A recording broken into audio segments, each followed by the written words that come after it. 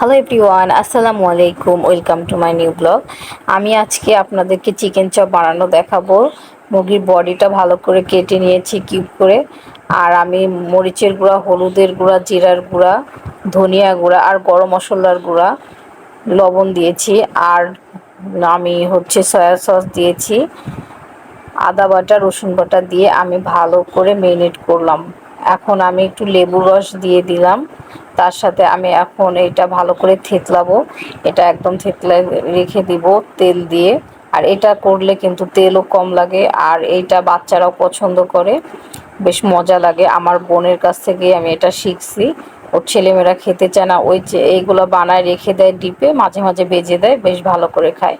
তো তেল দিয়েছি, সরিষার তেল দিয়ে আমি ভালো করে একটু মাখায় রেখে দিয়েছিলাম 10 মিনিট। তো আমি এখন ফ্রাই প্যান দিয়েছি, অল্প একটু জাস্ট তেল দিয়েছি যাতে নিচে না লেগে যায়। আর আজকের ওয়েদারটা কি একটু মেঘলা মেঘলা, তো আমি দিয়ে দিলাম এখন ফ্রাই প্যানে চিকেনগুলো সব একসাথে। আর পেঁয়াজ মরিচ কুচাইছি, এই মাংসটা ভাজার পরে আমি ওইটা ভেজে আর কি দিয়ে দেব। অনেক সুন্দর হয়ে গেছে। তো আমি এখন পেঁয়াজ মরিচ ভেজে এর উপরে দিয়ে দেব।